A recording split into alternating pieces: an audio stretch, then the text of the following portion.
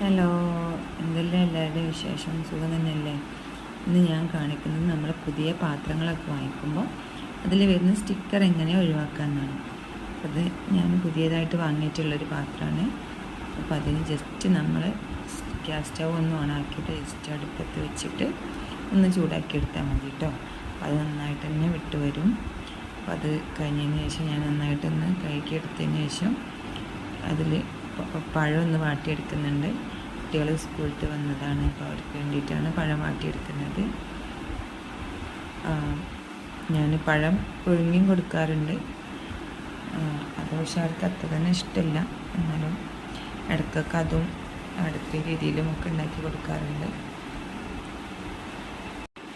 ഇത് ഞാൻ പുതിയ ചാനൽ സ്റ്റാർട്ട് ചെയ്തതാണ് കേട്ടോ. ഇതിൻ്റെ കുറച്ച് മുന്നേ ഞാൻ വീഡിയോസൊക്കെ ഇട്ടിരുന്നു വേറൊരു ചാനലിൽ. അപ്പോൾ അത് കുറച്ച് ഇഷ്യൂസും കാര്യങ്ങളൊക്കെ ആയത് കാരണം എനിക്കത് ഒഴിവാക്കേണ്ടി വന്നു, ഡിലീറ്റ് ആക്കേണ്ടി വന്നു. അപ്പോൾ അതുകൊണ്ട് ഇപ്പം എനിക്ക് വീണ്ടും ഒരാഗ്രഹം വന്നതാണ് ഇങ്ങനൊരു ചാനൽ തുടങ്ങണം എന്നുള്ളത്. എല്ലാവരും ഒന്ന് സപ്പോർട്ട് ചെയ്യണം. അപ്പോൾ അത് പറഞ്ഞു കഴിഞ്ഞപ്പോഴേക്ക് നമ്മുടെ പഴം വാട്ടിയതും ചായയും റെഡി ആയിട്ടുണ്ട്.